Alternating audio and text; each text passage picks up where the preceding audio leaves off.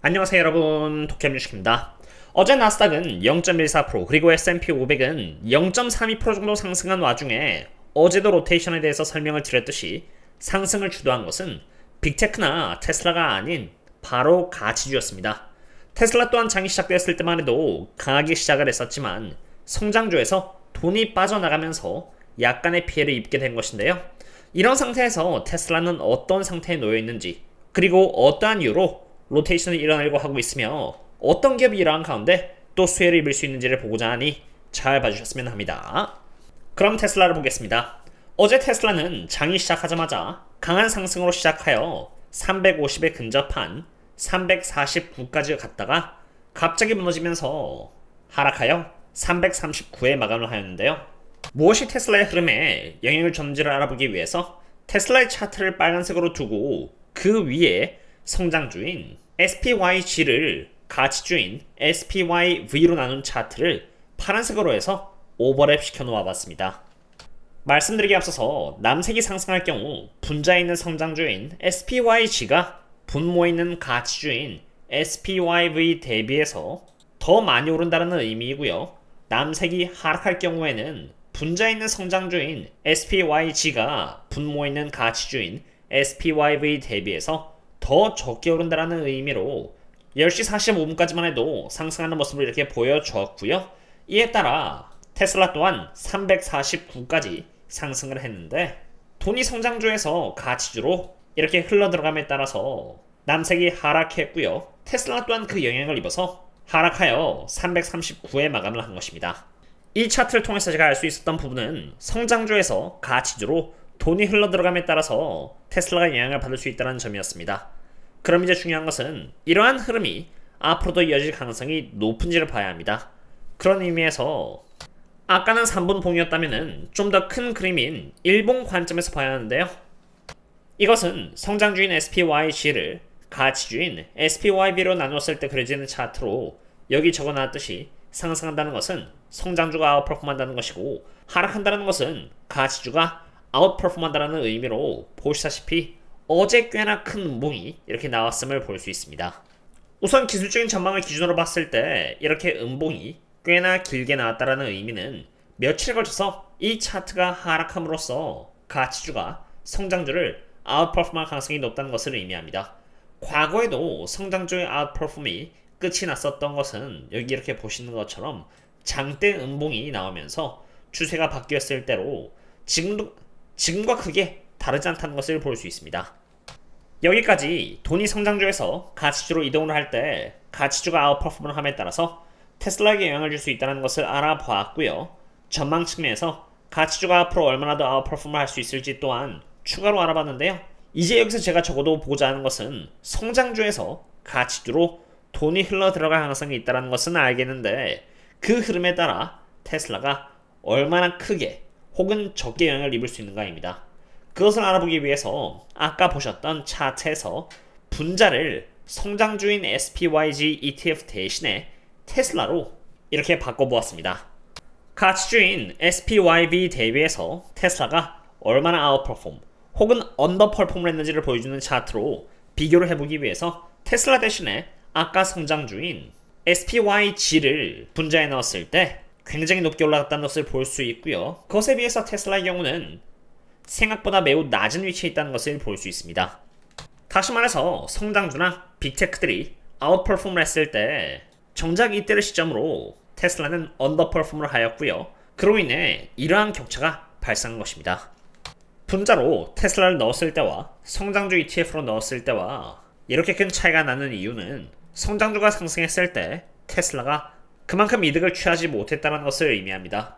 이것을 바꿔 말하자면 돈이 성장주에서 가치주로 이동하는 과정에서 이 보라색의 차트가 하락을 한다고 해도 애초에 테슬라는 수혜를 크게 입지 않았던 기업이기 때문에 하락을 해도 예를 들어서 반도체와 같은 성장주보다는 영향을 상대적으로 덜 받을 수 있음을 의미하겠습니다.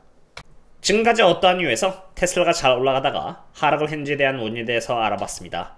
돈이 성장주에서 가치로 흘러들어가면서 성장주가 약세를 그리고 가치주가 강세를 보일 수 있고 이 흐름 속에서 테슬라가 영향을 받을 수는 있지만 애초에 돈이 가치주에서 성장주로 갔을 때 테슬라가 그렇게 크게 영향을 입지는 않았기 때문에 하락에도 영향은 제한적이다까지 보았던 것인데요. 이제 여기서 제가 보고자 하는 것은 세력들은 이러한 전망 속에서 어떻게 포지션을 잡았는가입니다. 8월 15일 옵션 만기를 기준으로 보면은 풋옵션은 340달러에 집중이 되어 있고 콜옵션 갭만은 350에 집중되어 있다는 것을 볼 수 있는데요. 이 말인즉슨 340달러의 풋옵션이 지지선 역할을 한다는 의미이고요.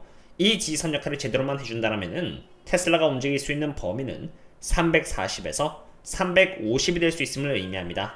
단 여기서도 변수가 있는데 이 범위는 어디까지나 악재나 호재 중에서 무엇이 터지냐에 따라서 바뀔 수가 있고요.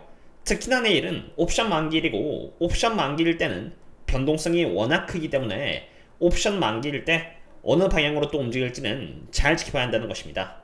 일단 지금 현재를 기준으로는 340에서 350의 범위가 설정이 되어 있는데 오늘 밤에도 제가 멤버십 분들 상으로 업데이트를 드릴 예정이니 조금 이따가 또 확인해 주시면 좋을 것 같습니다. 지금까지 테슬라의 움직임에 어떠한 것이 영향을 끼칠 수 있고 세력들의 포지션까지 알아봤는데요. 이러한 상태에서 테슬라에게 펀더멘탈적으로 중요한 것은 전기차 출고량이기도 합니다만 가장 큰 밸류를 받고 있는 로보택시의 프로그레스가 더 중요하다고 봅니다. 다행히도 테슬라는 이번에 뉴욕에서 라이드 헤일링 서비스를 준비하고 있는 상태로 드라이버 지원 기술을 테스트할 사람을 고용하려고 한다는 것인데요. 이 말인즉슨 뉴욕에서 아직 로보택시가 허가가 나지 않았기 때문에 모니터 요원을 두는 라이드 헤일링 서비스를 시작으로 출시를 하고요. 허가받는 즉시 로보택시 사업을 런칭하여 뉴욕에서도 준비를 하려고 하는 듯합니다. 테슬라 이러한 움직임은 점점 로보택시가 순조롭게 확장이 되고 있다는 것을 보여주는 듯합니다. 그럼 이제 제가 대응하면서 중요시 보는 섹터별 로테이션 현황을 참고해보도록 하겠습니다. 해당 지표는 사실 제가 저희 멤버십 분들께만 매일 공유드리고 있는 지표로 매일 이 지표를 확인하면서 테슬라에 대한 나 스스로의 뷰를 객관적으로 조정하는 데 도움을 줄 수 있는 지표인데요. 누군가에게는 지금 테슬라 340달러는 높을 수도 있고 또는 낮을 수도 있겠지만 섹터별 수급 현황에 의하면은 지금 테슬라는 여기 이렇게 가장 약함에 있는 상태이고요. 가장 약함에 있다라는 것은 강함 혹은 이렇게 가장 강함으로 가면서 주가가 상승할 여지가 많이 남아있다는 것을 의미하는 만큼 340이라는 주가를 너무 과하게 안 좋게 볼 필요는 없다는 것을 보여준다고 보시면 됩니다. 다시 말해서 340 언더에서 매수로서 대응하는 것은 나쁜 선택은 아니겠지만 350을 넘어갔을 때쯤에는 테슬라가 최소 여기 강함에 있거나 가장 강함으로 갈 수가 있기 때문에 주가가 올라간 나머지 포모가 와서 350달러대 대응을 한다면 그만큼 숙제를 하지 않은 것에 대한 대가를 높은 리스크를 감당함으로써 져야 하는 것입니다. 그리고 저의 경우는 그러한 부분들을 후회하지 않기 위해서 제가 멤버십 분들 상으로는 테슬라에 대한 숙제를 하루에 2번씩 공드리고 있는 상태인데요. 정말 많은 테슬라 투자분들께서 함께 해주시고 있고요. 지금 안 그래도 할인 쿠폰을 공유드리고 있으니 혹이라도 저희들과 함께하고 싶지 않는 고정 댓글을 통해서 여기 네이버 프리미엄 컨텐츠나 유튜브 신사학개미의 텔레그램을 참고해주시면 좋을 것 같습니다. 그리고 마지막으로 제가 강조하고 싶은 부분은 테슬라도 테슬라지만 지금 가치주가 아웃퍼포먼 가능성이 높은 만큼 이 환경에서 명확하게 주가가 올라가기 시작한 쪽이 있다는 것입니다. 그 주식 중 하나가 바로 지금 118%의 저평가를 받고 있는 젠슨 황의 다음 AI 수혜주로 최근 조금 쉬었다가 상승을 계속 이어나가고 있는데요. 해당 기업은 젠슨 황이 인터뷰에서 직접 출연해서 해당 기업이 위치하고 있는 섹터가 AI로부터 가장 큰 수혜를 받을 수 있는 섹터라고 표현을 했고요. 실제로 또 엔비디아와 25년 1분기를 시작으로 협업을 하기 시작했습니다. 그래서 그런지 CEO와 CFO가 최근 가장 많이 내부자 매수를 해서 더 이상 주식이 떨어질 가능성이 적다라는 자신감을 보여주었고요. 워렌 버핏의 버금가는 전설의 투자자 또한 25년 1분기에 대량으로 매수를 하였고 최근 발표된 25년 2분기의 실적 또한 전혀 나쁘지 않았기에 이제 상승의 가능성이 높다고 보고 있습니다. 저는 테슬라도 매일 공유드리지만 매일 리서치와 투자라는 것이 제 일인 만큼 저평가 기업들을 발굴해서 제가 또 따로 공유드리고 있는 만큼 참고해보신다면 후회는 하지 않을 것 같습니다. 오늘은 여기까지가 되겠고요. 혹이라도 도움이 되시다면 구독과 좋아요 부탁드립니다. 그럼 다음에 또 만나요. See you later.